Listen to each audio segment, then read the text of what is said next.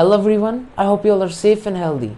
As you all probably know, today is World Day to combat desertification and drought, so I would like to speak about it. Desertification and Drought Day, a United Nations observance day held on 17th of June every year, will, in 2020, focus on changing public attitudes to the leading driver of desertification and land degradations, humanity's relentless production and consumption.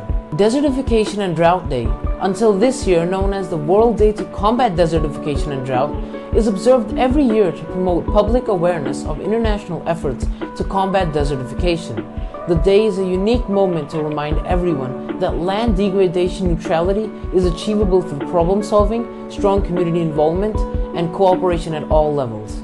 The theme for 2020 was based on a competition open to the public. Mr. Irfan Mizwari won with his suggestion of the impact of the fashion industry on land and water in Indonesia's West Java province.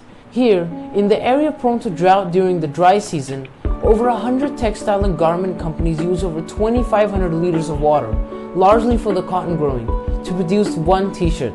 As populations become larger, wealthier and more urban, there's far greater demand for land to provide food, animal feed, and fiber for clothing.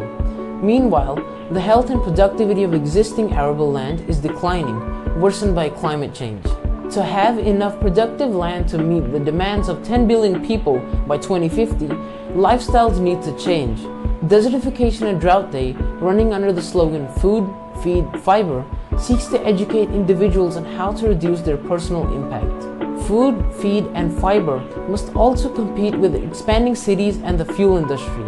The end result is that land is being converted and degraded at unsustainable rates, damaging production, ecosystems, and biodiversity. Today, more than 2 billion hectares of previously productive land is degraded.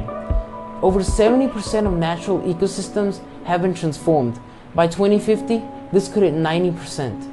By 2030, food production will require an additional 300 million hectares of land.